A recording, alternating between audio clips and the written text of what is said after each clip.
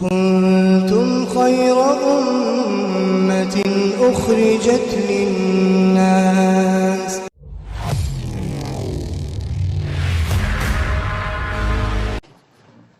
نحمدہ ونصلی علی رسولہ الکریم اما بعد۔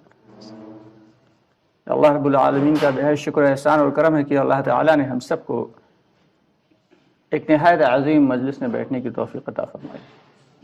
بظاہر تو یہ مجلسیں نہایت چھوٹی ہیں، لیکن اللہ رب العالمین کے نگاہ میں ایسی مجلسوں پر بہت بڑے بڑے وعدے ہیں۔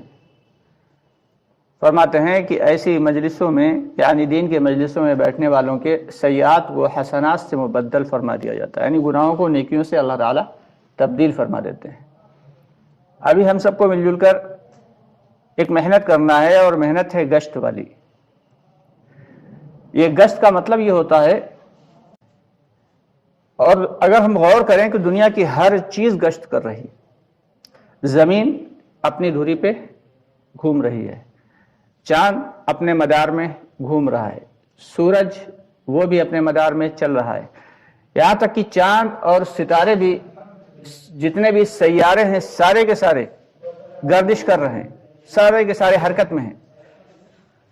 حرکت میں جو پانی ہے، یعنی جو پانی چل رہا ہے، جاری پانی، وہ پاک ہے بالمقابل پڑے ہوئے پانی کے۔ یہاں تک کہ انسان کے بدن میں چلنے والا جو خون ہے، اگر وہ تھم جائے، ٹھہر جائے، تو انسان بھی۔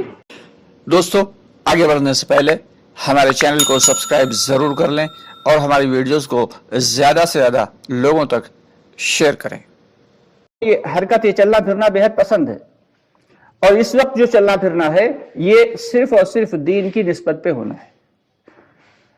بے طلب بندوں میں اور بغیر کسی لالچ کے، بے غرض ہو کے جا کے ان کو اللہ کی بات بتانا، یہ ہمارے ہر نبی کا طریقہ رہا کہ اللہ کے بندوں کو اللہ سے کیسے جوڑ دیا جائے۔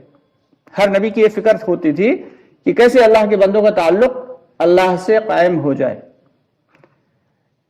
اسی کا نام گشت ہے، اور یہ جو دعوت کا جو گشت ہے، اس کے بارے میں حضرت مولانا الیاس رحمۃ اللہ علیہ فرمایا کرتے تھے کہ یہ گشت جو ہے وہ دعوت والے کام کی ریڑھ کی ہڈی کی طرح ہے، کہ اگر گشت مکمل ہوگا اور گشت اصول و آداب سے ہوگا تو باقی کے دعوت کے جو کام ہیں وہ بھی قابل قبول ہوں گے، اور اگر گشت ہی اصول و آداب سے نہ ہوا تو پھر نہایت کتنے بھی ہم محنت کرتے رہیں لیکن وہ فائدے وجود میں نہیں آئیں گے جو فائدے وجود میں آنا چاہیے۔ اس کے بڑے بڑے فضائل آئے ہیں قرآن پاک میں اور حدیث شریف میں۔ کہیں پہ اللہ تعالیٰ فرما رہے ہیں کنتم خیر امۃ اخرجت للناس، کہ تم بہترین امت ہو، تمہیں دوسروں کو فائدہ پہنچانے کے لیے نکالا ہے۔ نہیں، تم تو خود تو فائدے میں رہو گے ہی، لیکن جب تم دوسروں کو دعوت دو گے تو اس سے دوسروں کا بھی فائدہ ہوگا۔ کہیں پہ اللہ تعالیٰ فرماتے ہیں وَمَنْ أَحْسَنُ قَوْلًا مِّمَّنْ دَعَا إِلَى اللَّهِ، کہ اس سے بہتر کس کی بات ہو سکتی ہے جو اللہ کے بندوں کو اللہ کی جانب بلائے۔ یعنی دنیا میں اس سے بہتر کوئی بات ہو ہی نہیں سکتی۔ ایک ہوتا ہے گڈ، ایک ہوتا ہے بیٹر، ایک ہوتا ہے بیسٹ، اور سب سے اچھا اگر ہم سمجھیں تو وہ ہوتا ہے ایکسیلنٹ، شاندار۔ تو یہ جو حسن کا لفظ آیا ہے تو اس کے بارے میں علماء کرام فرماتے ہیں کہ یعنی اس سے بہتر کسی کی بات ہو ہی نہیں سکتی، کہ اللہ کی نگاہ میں اس سے اچھی کوئی بات نہیں کہ اللہ کے بندوں کو اللہ کی جانب آنے کی دعوت دی جا رہی ہے۔ ہمارے وہ بھائی جو مسجد سے دور ہیں، ہمارے وہ بھائی جو اپنے کاروبار میں مصروف ہیں، ان کے پاس جا کے اور بغیر کسی طلب اور بغیر کسی لالچ کے انہیں ایمان کے اعتبار سے مذاکرہ کر کے نقد مسجد میں لانا، یہ ہم سب کی ذمہ داری ہے۔ عام حالات میں جو ملاقاتیں ہوتی ہیں وہ ملاقاتیں ان کے اصول و آداب الگ ہیں، لیکن گشت کے اصول و آداب الگ ہیں۔ اس میں یہ ہے کہ اگر کوئی شخص اپنی گدی سے نہیں اٹھ رہا ہے تو پھر اس سے گشت کے دوران اگر بات کرنا ہے تو پھر نہیں اٹھ رہا تو پھر نہ اٹھے، بات نہیں۔ ملاقاتیں جو عام ملاقاتیں ہیں ان میں یہ ہے کہ اگر کوئی نہیں اٹھ رہا ہے تو ہم خود جا کے اس کے پاس بیٹھ جائیں، ایک کے بجائے 4 بار جائیں، 6 بار جائیں، جب فری ہو جتنی دیر بات کریں، چاہے 10 منٹ، 15 منٹ، 20 منٹ بات کریں۔ لیکن گشت کے دوران جب ملاقات ہوگی تو اس میں بہت زیادہ لمبی چوڑی بات نہیں کرنا ہے، مختصر سی بات کرنا ہے۔ فرماتے ہیں کہ ہماری باتوں میں وہ نور بھلا کہاں ہو سکتا ہے جو اللہ کے کلام میں اور حضور پاک صلی اللہ علیہ وسلم کی باتوں میں نور ہے۔ تو اس کے لیے فرماتے ہیں کہ جب متکلم بھائی کسی سے بات کرے تو حدیث شریف کی روشنی میں کریں، کہ جب بھائی سے ملاقات ہو تو سب سے پہلے کیا کرنا ہے، ان سے کہیں، سلام کریں، مصافحہ کریں، پھر کہیں دیکھو بھائی حدیث شریف کا مفہوم ہے کہ جب تک دنیا میں ایک بھی اللہ اللہ کہنے والا یعنی ایک بھی ایمان والا بندہ رہے گا، اللہ تعالیٰ اس پوری دنیا کے نظام کو اسی طرح چلاتے رہیں گے، اور جب ایک بھی اللہ اللہ کہنے والا بندہ نہیں ہوگا پھر اللہ کو اس دنیا کی بھی کوئی ضرورت نہیں، دنیا کو توڑ پھوڑ دیں گے، قیامت آ جائے گی۔ اب بتاؤ اس ایمان کی ضرورت ہے نا؟ کہے گا ہاں بے شک ہے۔ تو اب اسے تھوڑا سا اور اوپر بھائی ایک دوسری حدیث کا مفہوم ہے کہ جو شخص دنیا سے رائی کے دانے کے برابر بھی ایمان لے کے جائے گا، اللہ تعالیٰ اسے اس تمام دنیا سے 10 گنی بڑی جنت عطا فرمائیں گے۔ اب بتاؤ ذرا سی جگہوں کے اوپر تو یہاں پہ لڑائیاں ہو جاتی، اور اللہ تعالیٰ رائی کے دانے کے برابر ایمان پہ، اور وعدہ کتنا بڑا ہے کہ دنیا سے 10 گنی بڑی جنت، یعنی سب سے چھوٹی جنت کس کی ہوگی؟ جو رائی کے دانے کے برابر ایمان لے کے جائے گا۔ اب بتاؤ اس ایمان کو بنانے کی محنت ہے نا، ضروری ہے نا؟ کہے گا ہاں بے شک ہے۔ تو اسی ایمان کو بنانے کی محنت مسجد میں چل رہی تھی، ہم آپ کو لینے آئے تھے، چلیں بڑا فائدہ ہوگا انشاءاللہ۔ اب بھائی ہمارا اگر فوراً آ جائے تو فبیہا، بڑی اچھی بات ہے، اور اگر کوئی عذر کرے تو صحابہ کرام کی قربانیاں یاد دلائیں، اگر پھر بھی کوئی عذر بیان کرے تو پھر اس کو داعی بنا کے چھوڑ دیں کہ بھائی ٹھیک ہے اپنا کام کو مکمل کرو اور اس کام کو پورا کر کے جلد از جلد مسجد میں پہنچو۔ مغرب کی بات نہیں کر رہا، مغرب میں آؤ نہیں، اپنے کام کو مکمل کر کے سیدھے مسجد میں تشریف لے آؤ، جو بھائی ملے اس کو ساتھ میں لے کے آنا۔ تو یہ اصول و آداب کے ساتھ اگر ہم گشت کریں گے، گشت کے دوران کوئی بات چیت دنیا کی کجا دین کی بھی بات چیت نہیں کرنا ہے، صرف ذکر اللہ کرنا ہے۔ اگر بازار کا ماحول ہے تو چوتھا کلمہ، بستی کا ماحول ہے تو تیسرا کلمہ، اس طریقے سے ذکر کرتے ہوئے چلنا ہے، فکر مند ہو کے چلنا ہے۔ ایسی فکر، کیونکہ اصل چیز فکر ہے، اصل چیز یہ جو زبانی ہماری جسمانی محنت ہے یہ ضمنی چیز ہے، اصل چیز ہماری فکر، دل کی کڑھن کہ امت میں جو برائیاں عام ہو رہی ہیں اور ہمارے بھائی جو مسجدوں سے اور سنتوں سے اور اللہ کے حکم سے دور ہیں، تو آخر یہ کیسے صحیح راہ پہ آ جائیں، اس بات کی کڑھن ہمارے دل کے اندر ہو۔ جتنی کڑھن ہوگی اتنا ہی ہمارے گشت کے اثرات پڑیں گے۔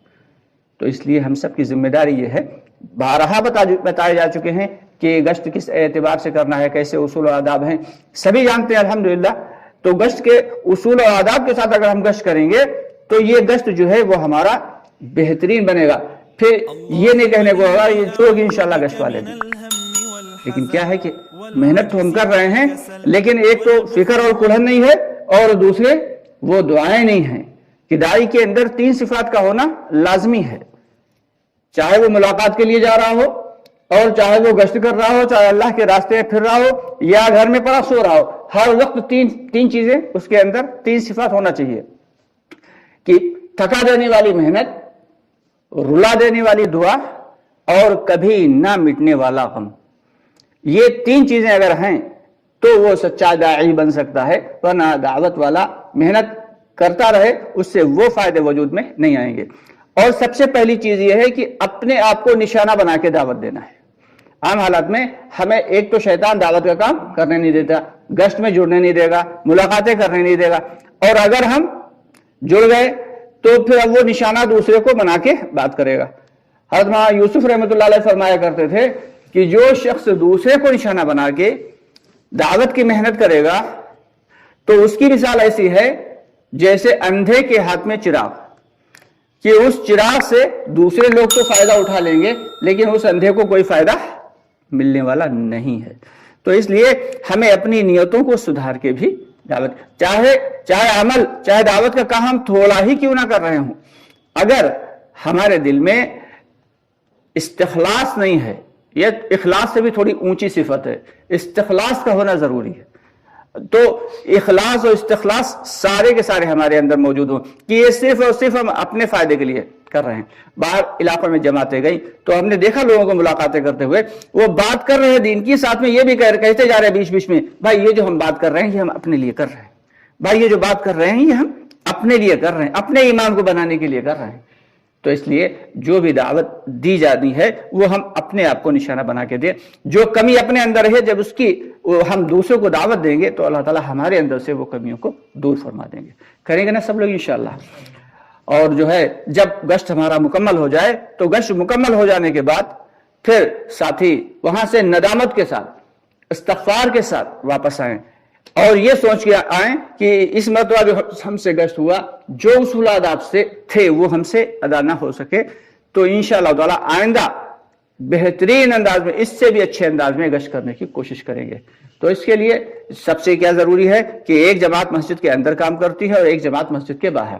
مسجد کے اندر جو جماعت ہوتی ہے اس میں ایک بھائی یہاں پہ جو ہے درمیانی بات کرتے ہیں، ایک بھائی دعا میں بیٹھتے ہیں، اللہ سے ڈائریکٹ اپنا تعلق قائم کرتے ہیں، اور ایک بھائی جو ہے وہ بن جاتے ہیں استقبال کے لیے. جو بھی بھائی آئے اس سے ملاقات کرتے ہیں اور اسے لا کے جوڑنے کا کام کرتے ہیں. جو باہر جانے والی جماعت ہے اس کے لیے فرماتے ہیں کہ تلک عشرۃ کاملہ، کہ 10 لوگوں کی جماعت مکمل جماعت ہے. اور اگر ساتھی کم ہے یا کوئی وجہ ہے، کوئی دوسری وجہ ہے تو ساتھی کم بھی ہو سکتے ہیں. ہم سارے کے سارے اپنے اعتبار سے ذمہ دار ہیں دین کے لیے، لیکن اپنی سہولت کے لیے 3 لوگوں کو ذمہ دار بنا دیا جاتا ہے، جس میں سے ایک امیر، ایک متکلم اور ایک رہبر ہوتے ہیں. رہبر صاحب علاقے کے ہوں، لوگ انہیں اچھے سے جانتے ہوں اور پہچانتے ہوں، وہ بھی لوگوں کو اچھے سے جانتے ہوں، بااثر شخصیت ہوں. بتائیں رہبری کے لیے کون تیار ہے؟ دیکھیے یہ خاکہ تیار ہو گیا. اب اس میں اصول و آداب کیا ہیں کہ جو بھائی ہمارے متکلم طے ہوئے ہیں بس وہی بات کریں گے، کوئی دوسرا تشکیل نہیں کرے گا.